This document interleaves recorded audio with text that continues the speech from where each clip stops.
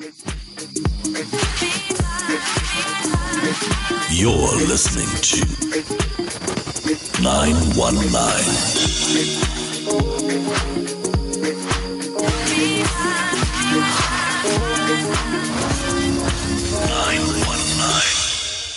We all love a good story. Stories of love and life.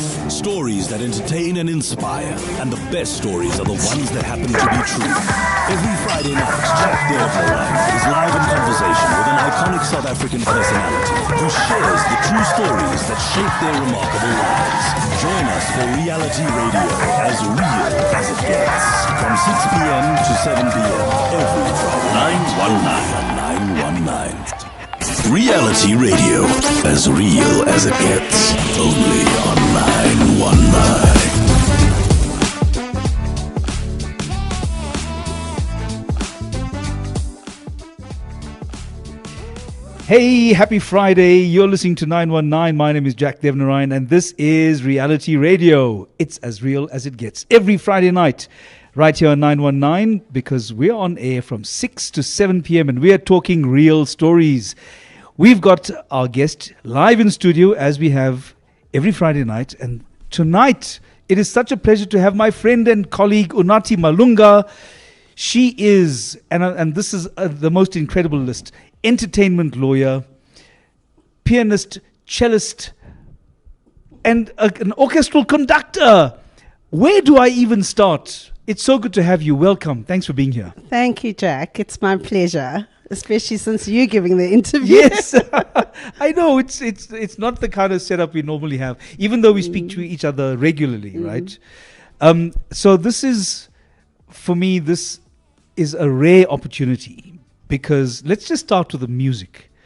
Where did the music come from in your life?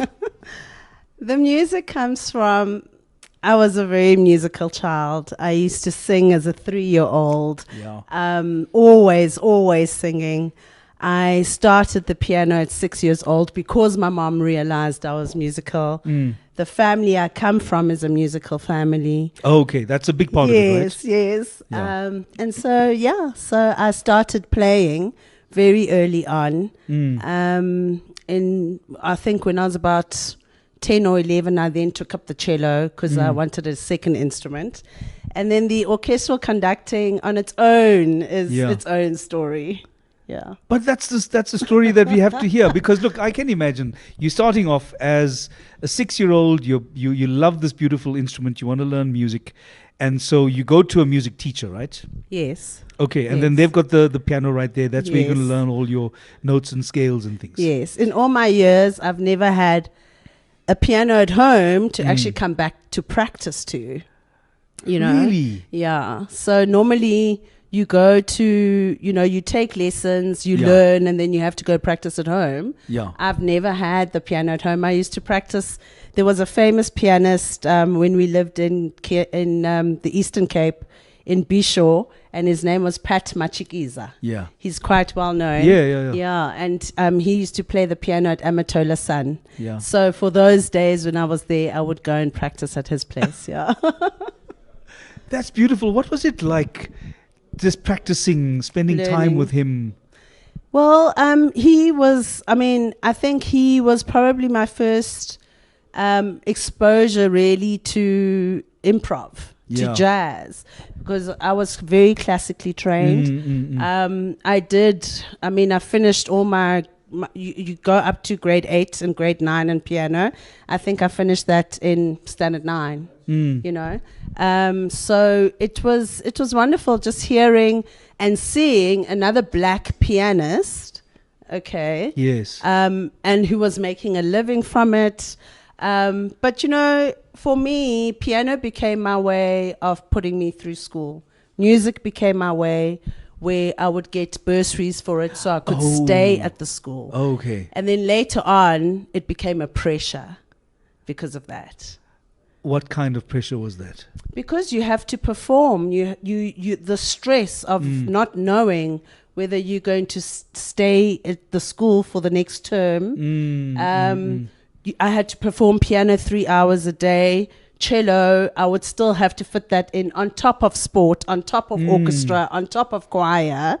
So it became a stress later on.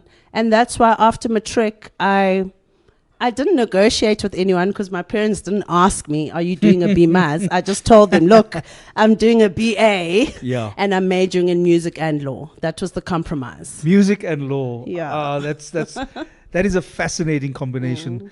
But before we get to your university years, because I'd love to go into your masters in law and all of that. That's a world on its own. Just in terms of the capacity that you had to build within yourself as a young person, piano, rehearsals, second instrument, choir, and that's beside your normal schoolwork and all of that. Yes. Did you get a sense that you had bitten off more than you could chew? No, I think it's something I did for many, many years from junior school.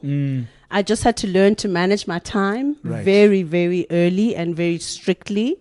Sometimes orchestral rehearsals were before breakfast, and then your lunch hour, and then you still go to sport. And I was still a drummie, like a drum majorette. So I took I took part in almost everything. And it was when I decided, because I also used to draw and paint. My teacher said, no, you cannot take art as well. Like, it's just too time consuming, and your music will suffer. It was always about, and your music will suffer. And did you think that she was right when she was giving that advice? Yes, I mean, I think I would never have become a visual artist, but I just wanted to develop that skill because I was good at it. I mean, I used to win school competitions, drawing competitions. Really? Yeah. So it's still a skill I have, and now I just do it as a hobby. Oh, that's beautiful. So it stayed with you throughout. Yes, absolutely. Yeah. So in your young years then, just take me back to the moment you decided why a second instrument and why cello? Why a second instrument? Okay, so when you start music, ordinarily they start you off on the violin or the recorder. Okay. Okay. So I was already doing piano and I really wanted to play in the orchestra.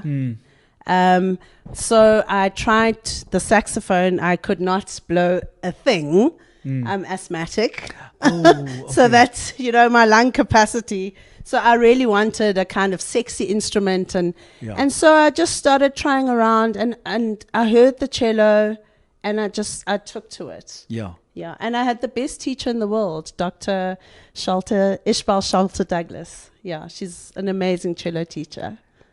Yeah. It has such a unique sound though, as an instrument. Beautiful. Yeah. So absolutely beautiful. You're now coming out of your high school years. You're looking at where do I go to from here? At which point did you decide law was your thing?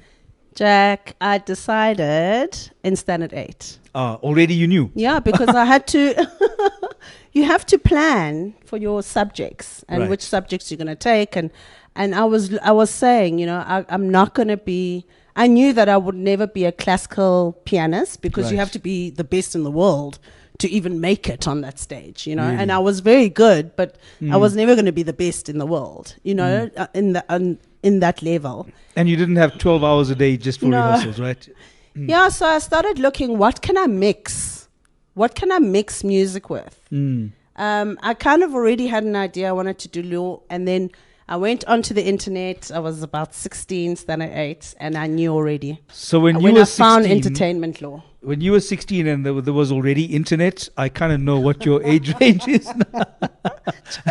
Because when I was 16, there were just, the basic building blocks of life.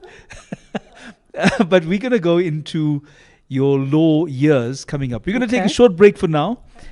Everybody, you're 919. Unathi Malunga is in studio with us. We're going to come back to the conversation with real stories. This is Reality Radio. We'll be back after the break. Reality Radio. As real as it gets. Breakfast on demand. Here's something that came in. Now, this sounds like something I probably would have done back in the day. So back before cell phones were the norm for kids, I called my crush at home, obviously on a home phone around midnight, and we had a long chat. So we decided after some time, now you got to picture this, okay, that I should sneak over to her house. Now, being 13 at the time, I obviously couldn't drive. So I snuck out and rode my bicycle for almost an hour to get to her house. By the time I got there, she was fast asleep. I ended up getting caught sneaking back into my own house. Makes me think of Celine Dion. I drove all night. With Shane Hunter, Monday to Friday, 6 to 9 a.m. on 919. 919 has signed a code of conduct that is enforced by the Broadcasting Complaints Commission of South Africa. Under the code, we are committed to giving news that is accurate, comment that is fair, programming that is not harmful to children and that does not amount to hate speech, or the description of gratuitous violence or explicit sex. If you think we're not living up to that code, you can inform the BCCSA. Direct any complaints in writing to the Broadcasting Complaints Commission of South Africa to PO Box 412365, Craig Hall 2024, or email the BCCSA at napsa.co.za. For more information, visit the bccsa.co.za. The Feel Good Drive with Nicole De Silva on 919. A person within this. Being in that space at all, it sort of elevates you to where other people would like to use you. I'm now at a point where I'll say no. So I can see it from a mile away. Someone you don't hear from in forever and always sends you a message. Hey friend! Friend, long time! Oh my gosh, what are you up to? Not even how you, straight into, do you mind doing this for me? Hell no. Hell no. I've had to learn how to say no. And then there's not even friends, there's people that work in the industry that like to take advantage. The Feel Good Drive, 3 to 6 p.m. on 919. We all love a good story. Stories of love and life. Stories that entertain and inspire. And the best stories are the ones that happen to be true. Every Friday night, Jack Devnerine is live in conversation with an iconic South African personality who shares the true stories that shape their remarkable lives. Join us for reality radio as real as it gets. From 6 p.m. to 7 p.m. every Friday night, only on 919.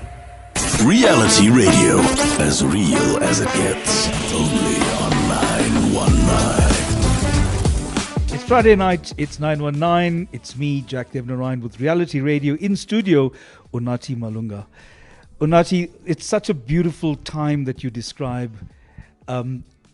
You had a sense that you were going to explore the world, you were going to study law, but it was still based on, I've got music first, and everything else will follow from that. Yes. Really? Yes. So after school, I went to Rhodes University. Mm-hmm. I did my Bachelor of Arts in Music and Law, and then did my LLB there. Yeah. And then I started looking for schools for entertainment law. Now, what was it about entertainment? Because was the music the connection at that point? Or? Yes, it was music, yeah. And what was it that made entertainment law attractive to you? Was there a sense of, I need to know more, or there's an injustice that I don't understand?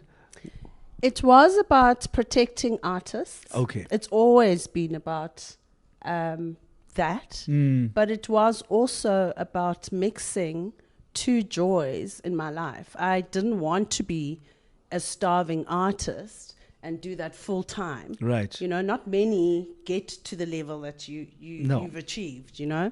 So I thought about having this responsible career, but mixing it with the creative arts, what I love. And I thought I was only prepared to practice law on that basis. I was not prepared to practice criminal law and, you know, all the other areas of law. I was only ever prepared to practice law on the basis of entertainment law.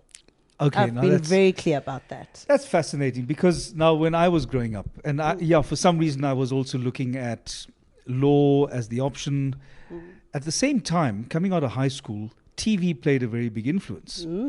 Because we had what was on Saturday night TV. Obviously, you know, still appointment viewing then. You know, you'll wait for your Friday night, you wait for your Saturday night because you got your favorite shows going on. Saturday night was LA Law. Yes. which was the sexiest thing on Absolutely. TV for any literate person who had an idea of how they would look in a suit. So that kind of it stuck in my mind. I admit it left an impression on me that made me think, I like how these people construct an argument. Yeah. By the time I ended up at university, just a few short years later, it was, for me, I had chosen law and philosophy. Oh, lovely. That's also a great combination, Jack. It was, and they interrelate very, very well. Wow. But in all of that, I still did my studies and in acting as well. Okay. Amazingly, that's also stayed with me. So entertainment law, in your case, Yes. combined the thing that had seen you through your young years. Yeah. You knew you're going to be a musician all your life. I did. I took a 15-year break, though, because of that pressure. Really? Yeah. It got to a point where I thought, I need to lay this down. And then I kind of went fully into entertainment law. So I okay. wasn't playing the piano. I wasn't playing the cello on the side. Yeah. I laid it down. I just had enough. I mean, it's a lot of... Think of professional athletes and their training. That's the kind of pressure they put on musicians, especially if you're a bursary kid and you're getting money, for your skill, for your performance, for getting golds at our state fids. And, there's a competitive part of it as well. Are you a competitive person? No. Yeah. Yeah. I really strive to be the best I can be. Yeah. Yeah. And that's the world you inhabit when you're playing your music, right? Yeah, absolutely. Did you miss it then in those 15 years as much as you needed? Oh, Ntaba's got the water. Thank you. You didn't give it that other treatment like you did the last time. Hey, Mtabs. Okay, no, it's just water. Okay. Did I miss it? Yeah. Well, in around 2012, I was very depressed. And I couldn't figure out why. You see. I could not, for the life of me, figure out why. Yeah. I had just done the production legals for the FIFA World Cup 2010. I was doing incredible. Major international global events as production legals. Yeah. I was also running like capacity building programs on those productions, but I was unhappy. And with a bit of life coaching, and I did the Artist's Way, which is a course as well, just to get back to your creativity. Julia Cameron, I think it is, isn't it? Yes. Yeah, okay. I mean, I should have known it was music all along that was missing. I should have known. I don't know. All your friends and family would have been telling you that anyway. So I packed up my goods and decided to go back to Grahamstown to upgrade my music credentials. Well, how do you upgrade them? Well, I decided I wanted to do more music studies. Okay. Yes, and that's how I discovered orchestral conducting. Okay. I think that's a whole world of discussion right there. Yeah. Tell me about your master's in law. Okay. So at Rhodes University, I walk past the notice board and I see two notices. One is for the Mandela Scholarship. Right. And I think, oh, well, I'm not even touching that one. It's for smart people. Let me go to this other one over here. So I apply for it and I get it. Yeah. And I go to the US for the first time. I flew to Johannesburg first flight. And when I got there and I say, I'm on the Fulbright scholarship, people are like, what? Fulbright? That's it incredible. was Fulbright, but I didn't know. I was just running away from the Mandela Scholarship. So I ended up at UCLA. Yeah. And they were offering entertainment law. And initially, if you want to do music, you go to New York. But for some reason, I went to LA. Yeah. And that's where I ended up in the screen sector. I got more of the screen sector than music. Yeah. Because I was in Los Angeles. And not something that you were expecting to do, though, hey? Absolutely not. I still did my thesis on music. Okay. But I got so much screen sector experience and exposure that when I came back, obviously I was being prepared for the work I would then do. You've lived, studied, worked in the US, in South Africa. And if we're just talking about, let's talk about music industry, film, TV production industry, comparing the two, what do you think are the big distinguishing factors? Well, I think that people forget that the US industries actually went through the same challenges we are going through.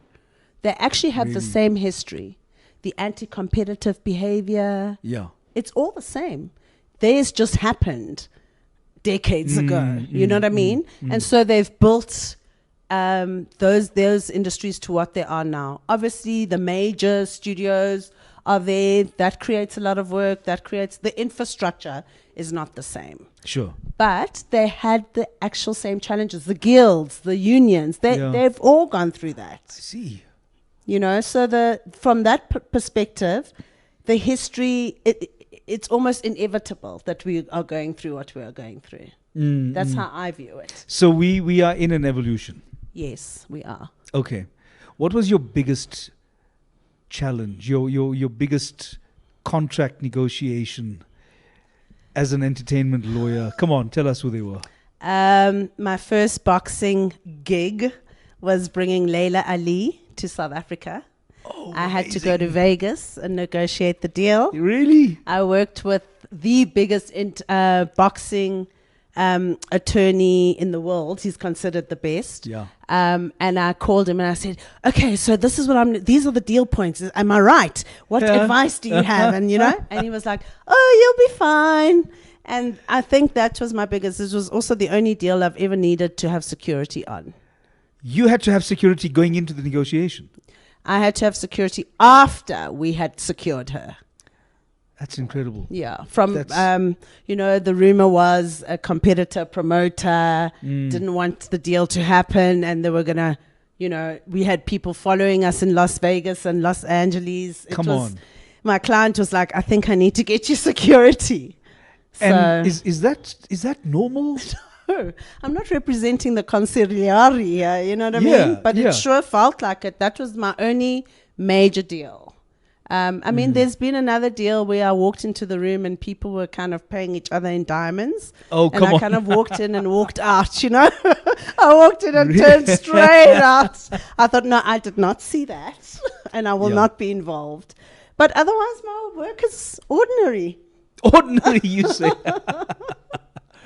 No, I look at the work that you do and being involved as we are in industry discussions, engaged in that evolution as you describe. I see the work that it takes, and you exercise a lot of patience as well when you're trying to get people into a certain way of thinking and in a way of understanding the industry and what the challenges are and what the mechanisms are that may be available in order to overcome them. What is your biggest frustration working here in this sector? You know, just trying to push that progress through.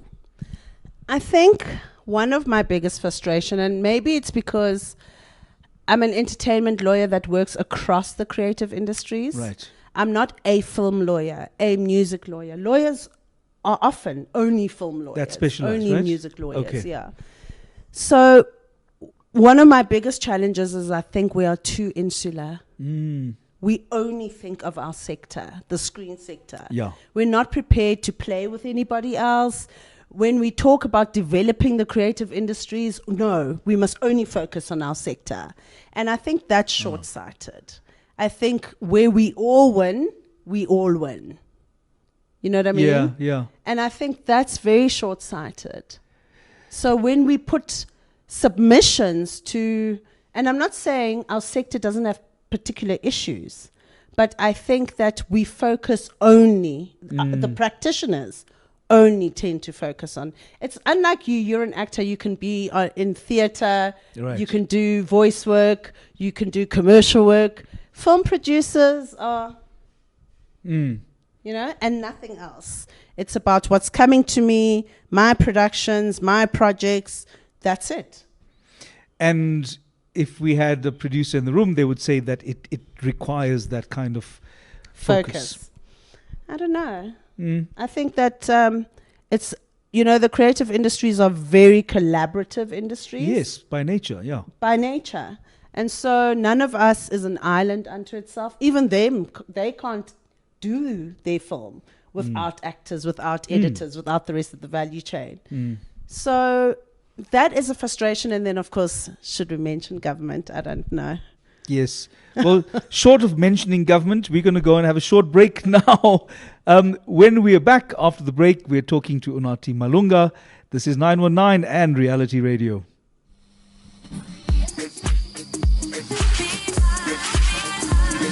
You're listening to 919.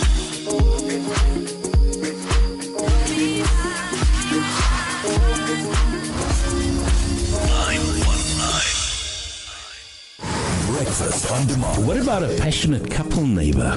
They always seem to be either fighting loudly or once they've done with their fighting, they make up loudly. Do you know what I mean? They used to wrestle all the time. I'm sure they used to watch like the World Wrestling Federation. No, what do you do? This is John Cena.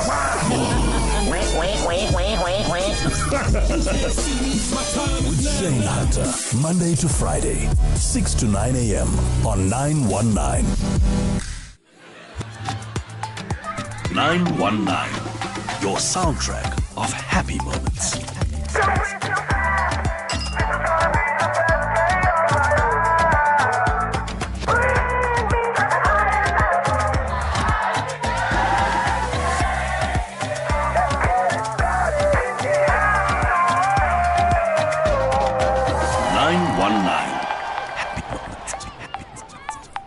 Reality Radio, as real as it gets.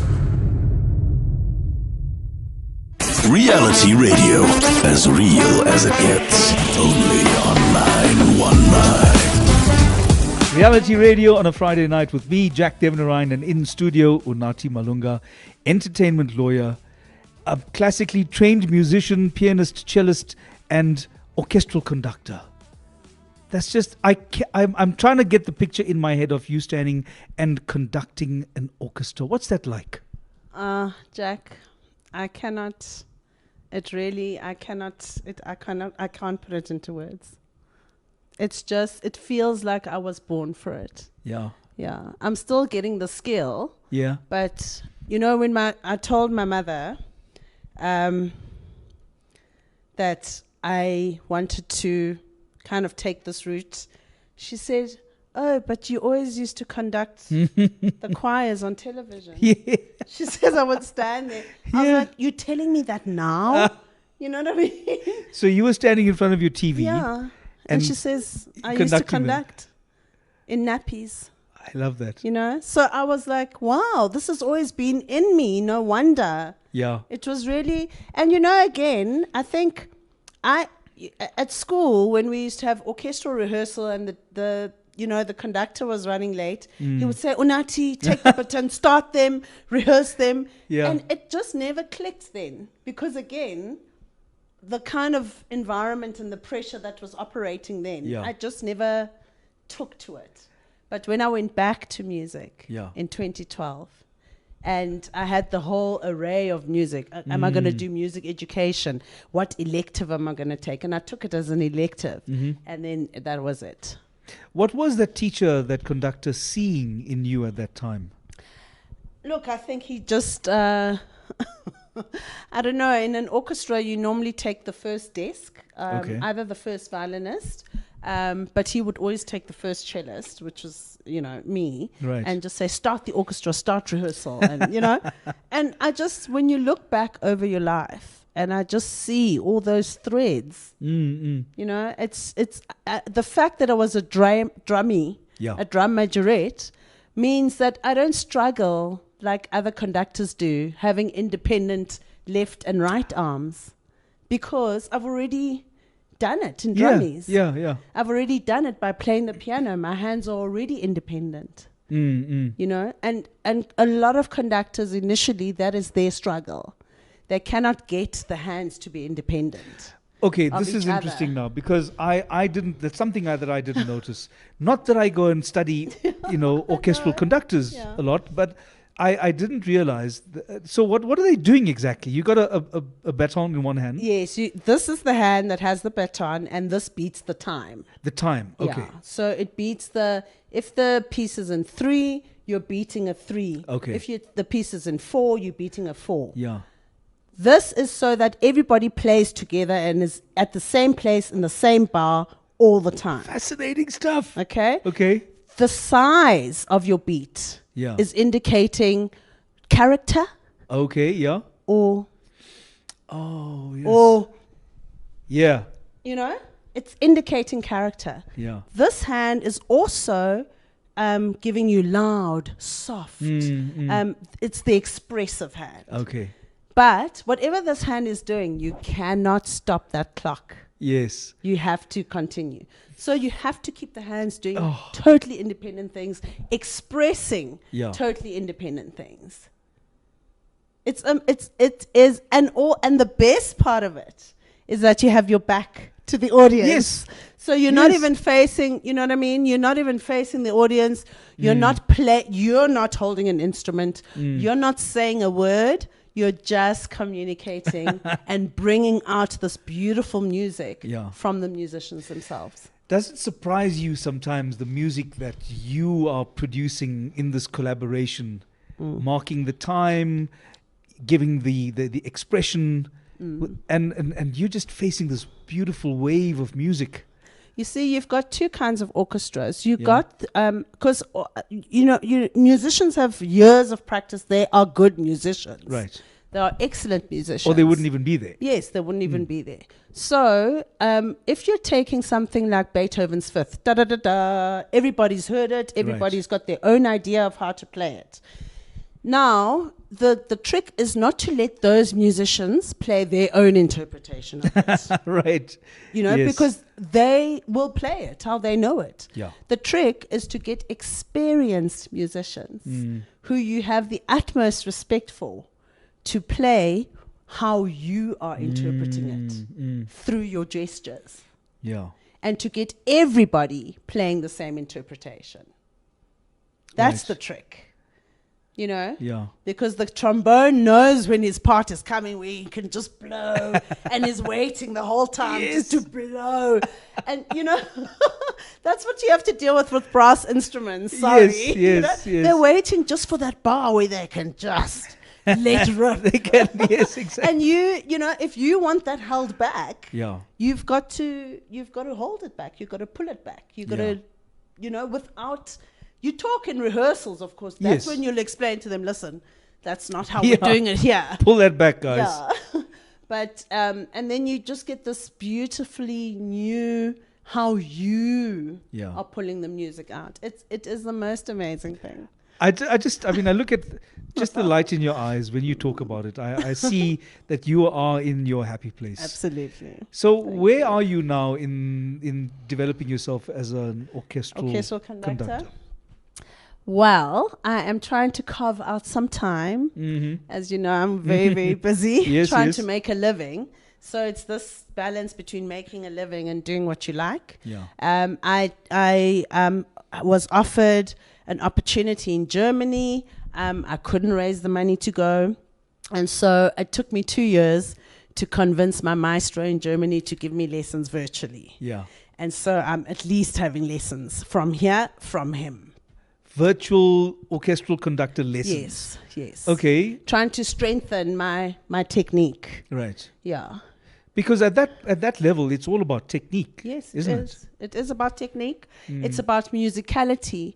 You need to understand each instrument. You need to understand the sound that each instrument can make. You need to understand this particular marking in the music means the bow of the violins must be chick or how, you know what I mean? Yes. So you need to know what those markings are, what you expect to hear from the musician, and if the musician doesn't give you that, you stop the rehearsal and you address it.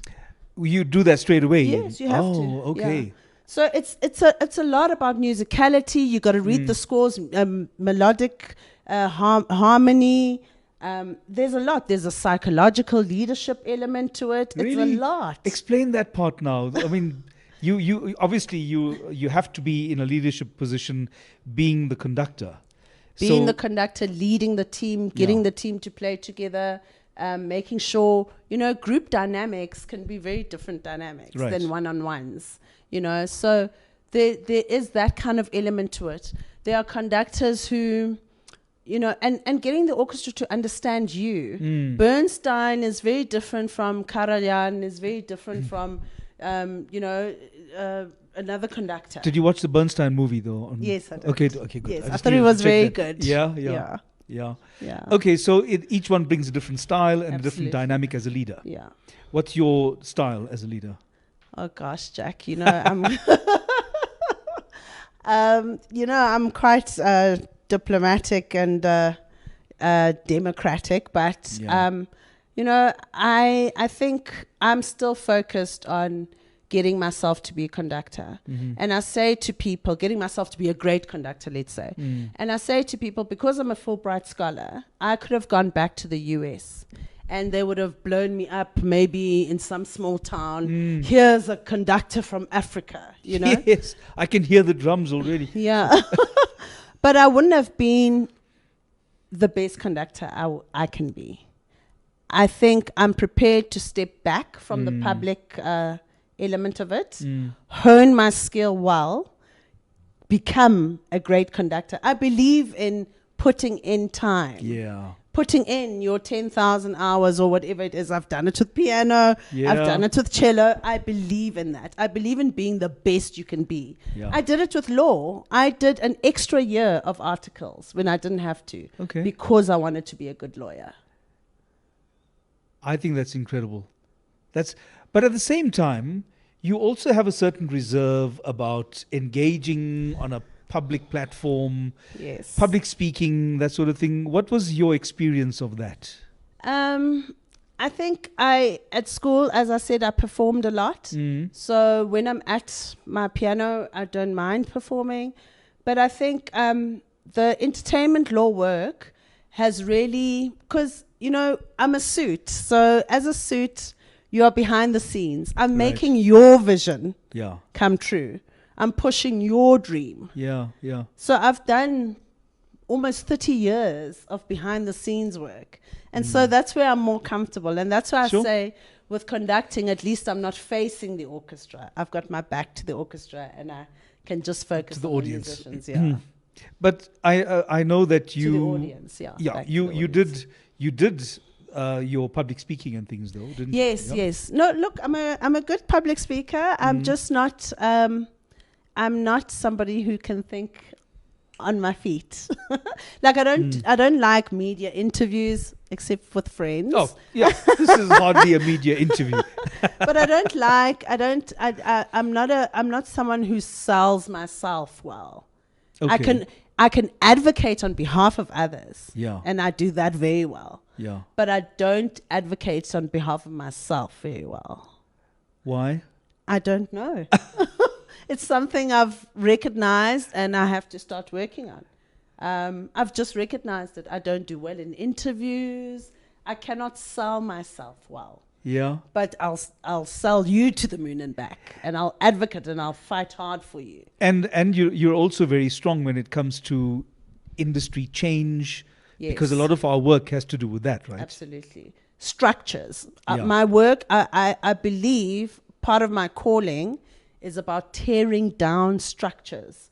I have a very strong sense of justice and fairness. Yeah. And that's where that comes from. Well, I think this is a good time to take a structured break, just for a few minutes. We're going to come back to our conversation with Unathi Malunga. This is Reality Radio. We'll be back in a minute. 919 has signed a code of conduct that is enforced by the Broadcasting Complaints Commission of South Africa. Under the code, we are committed to giving news that is accurate, comment that is fair, programming that is not harmful to children and that does not amount to hate speech, or the description of gratuitous violence or explicit sex. If you think we're not living up to that code, you can inform the BCCSA. Direct any complaints in writing to the Broadcasting Complaints Commission of South Africa to PO Box 412365, Craig Hall 2024. or email the BCCSA at napsa.co.za. For more information, visit the bccsa.co.za. The Feel Good Drive with Nicole De Silva on 919.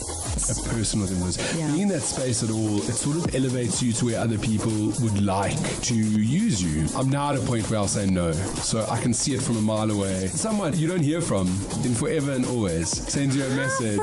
Hey friend!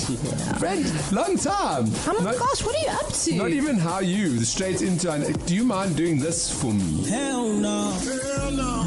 I've had to learn how to say no. And then there's not even friends, there's people that work in the industry that like to take advantage. The Feel Good Drive, 3 to 6 p.m. on 919.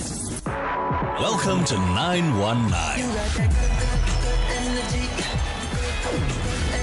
919.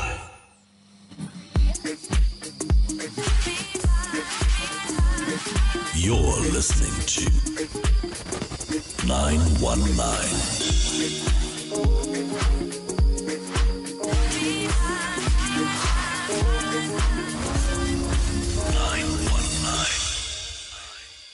Happiness is just a song away. 919. Make the soundtrack the best thing about the school run. Feel 919. Breakfast on demand. Here's something that came in. Now, this sounds like something I probably would have done back in the day. So back before cell phones were the norm for kids, I called my crush at home, obviously on a home phone, around midnight, and we had a long chat. So we decided after some time, now you got to picture this, okay, that I should sneak over to her house. Now, being 13 at the time, I obviously couldn't drive. So I snuck out and rode my bicycle for almost an hour to get to her house. By the time I got there, she was fast asleep. I ended up getting caught sneaking back into my own house. Makes me think of Celine Dion. I drove all night. With Shane Hunter, Monday to Friday, 6 to 9 a.m. on 919. Reality radio, as real as it gets. Reality radio, as real as it gets. Only on 919. Reality Radio on a Friday night. We're in conversation with Unathi Malunga. It's so good to cover the range of things that we've spoken about so far. I can't believe we've just got like about 10 minutes left. There's so much more I want to know. Okay. Do you consider yourself a purist when it comes to your music appreciation? Because we were talking earlier about, are DJs real musicians? I'm not sure what you feel about that. You use some strong words. I get that. Jack, you're putting me on the spot. Look, I think a musician, and I am an old school proponent I believe that if you're a musician, you must play an instrument. That's it. Whether that instrument is your voice, but I don't understand this. That's what I believe. I'm not sure what the word purist means, but that's what I believe. And maybe it's the way in which I'm using the word purist. But obviously, time and technology changes. Yes. Now you've got software programs, and Yes. you've got incredible digital technology that allows you to create beats and complex rhythms. Absolutely, yes. And that's creative. That's a creative process. Right. Okay. So long as you're using a creative process, but I do not believe that children should grow up aspiring as their only career aspiration to be a DJ. No. That would be strange. So hey, because it's like if you're 6 years old and you say, okay, what do you want to be when you grow up? I want to be a DJ. But this is what's happening in these Instagram streets. Okay. And it's unacceptable. I find it unacceptable. Yeah. And I'm not a parent. I'm just observing as an outsider. And I just don't understand why this is happening. And that's not to say that we are prescribing what would be an acceptable path, right? No, because that would be crazy. But at the same time, we are looking at the values that are guiding this child's it's the motivation for me. Yeah.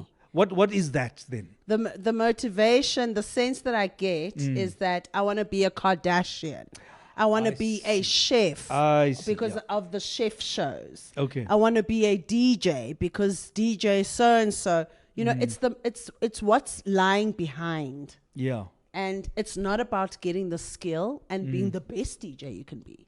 It's about this idea you have in your head that a DJ means this kind of lifestyle. Yeah. That's what I think is very dangerous, to be breeding in children. So we're selling a lifestyle. That's what social media is really good at, right?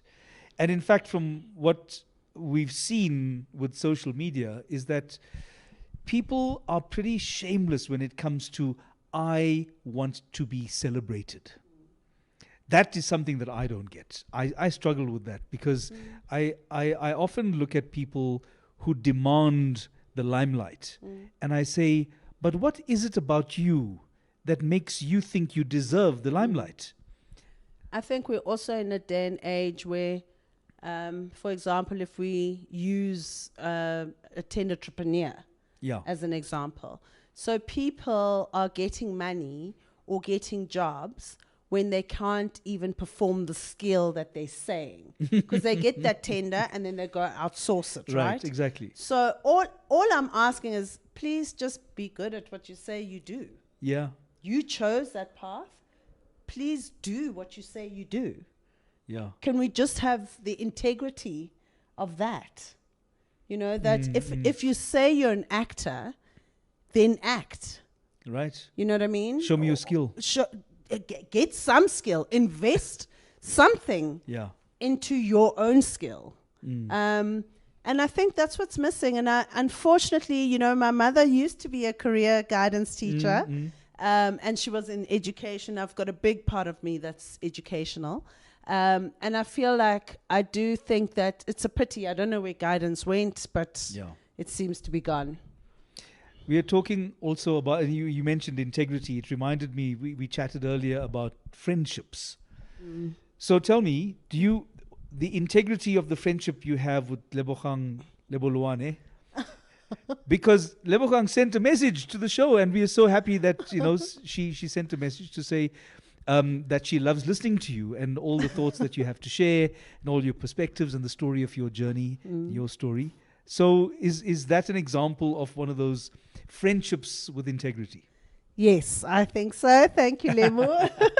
I am a very big friendship person. I mean, most of my friends are boarding school friends from way back. Yeah.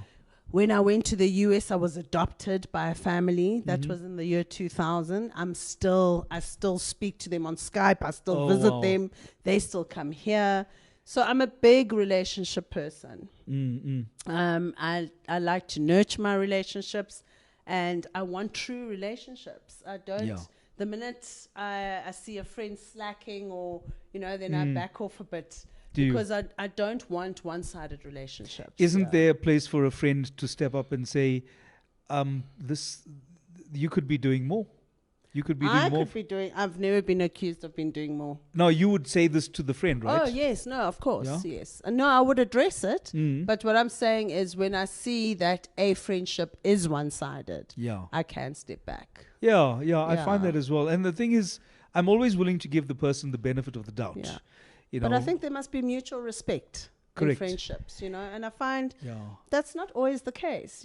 People befriend each other for all sorts of different reasons. Sure. And there's just no mutual respect. That's a big thing. You got to be, I think whether you're raised in it or not, there's always place in your life for you to see what respect is and what it does.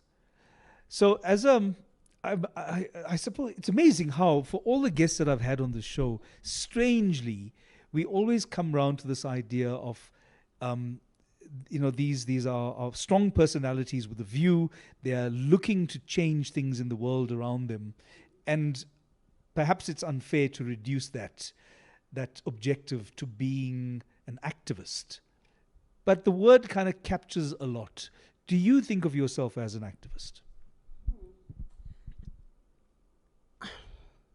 I don't, but the more you say the word, and the more I hear the word, I think of myself as an advocate. I don't know if it's different, but I've always thought of myself as an advocate. I like that. I think it's a lovely distinction as well. So, in your mind, what would be the thing that makes an advocate different to an activist? I don't really know. For me, activist sounds a bit like, you know, I don't know, like, I don't know. I have the idea of, maybe it means the same thing. I think activists advocate. Right. Definitely. Yeah. But I don't know. I have a sense of more, I don't know. Militancy, perhaps. Yes, militancy. Yeah. And I guess I'm militant in my own way. Yeah, yeah. I've seen you in action. I know you are. So I've got to think about that. I've never used that word in relation to myself. I've always used, I advocate for people. Yeah. I like that description because a lot of my work as an actor and as one of the people pushing for change within the industry, it's very easy for people to use that label activist and for me to use it with myself. I'm an activist for change. And I have a sense that I feel a little ashamed that I'm not, I don't perhaps inhabit that activist space in the way that I understand activism to be. Because when I was, learning activism, it was early university years. I was a few years after the real activism that happened, where people actually were picked up by security police, put into the back of a police van. By the time I came out of university and I was in the police, I was putting people into the back of that van, not necessarily for the same reasons. But I think I feel that I don't deserve to carry that activist label. But you see, and that's the point, is that the word activism, there's something it conjures up. Yes. There's this idea we have, and yet we are advocating in our own spaces. We are, absolutely. So I guess we are activists. Perhaps we are, yeah. What are you advocating for now? I advocate for structures to be torn down. In structures where people are not treated fairly, structures where people are not given the same opportunities. And that doesn't mean equal treatment. It means equitable treatment. Yes. So where there's a gap, we need to close the gap to give people the same starting line. So for me, that's important, that everybody has a chance at life. Half an hour ago, you were telling me how you love structure in your life. Now you're telling me you want to tear them down. No, those structures. Structures that discriminate, structures that, I think a creative person, there's this kind of stigma, or you feel penalized when you're a creative person. And yet you've got God-given gifts that you should be expressing and making a living from. What is wrong with that? You see, that's such a big thing. What is wrong with that? Especially when it comes to creative expression. It is in its very nature that it needs to be shared. Absolutely. And without it, you will die. If you had to go and sit at a desk job, that's the difference with creative people. We are not doing it as a hobby. Look at them walk in jeans. Oh, shame. Let them sit on that table alone. It is who we are. Isn't that, though, how our industry seems to be treated, as if this is merely a hobby? These are people who are not serious about life. Now, I don't mind if we're treated like that by bankers. I mind if we're treated like that by Department of Arts, Sports and Culture. Sure. By people who are supposed to also be advocating for creative industries. Do you see what I'm saying? Oh, yes, I'm not absolutely. expecting a banker to understand me as a creative. Yeah. But the structures that are in place to support this industry, they need to be working. And I know you use banker as an analogy there, because still we need bankers to take us seriously. Yes, of course. The funniest thing is, about just as we're reaching the top of the hour now and wrapping up, about 3 years ago, there was an industry discussion. You might have been on that call as well, where government was saying to us, we want to try and help you because there's so much injustice and unfair exploitation. And some of the people on the call saying, what do you mean? That's not happening here. We don't see it around us. Today I was on a call where the very people who 3 years ago were saying that that exploitation doesn't exist, today they were very, very quiet. There was silence in the room. I could hear crickets. And I'm wondering, isn't that interesting?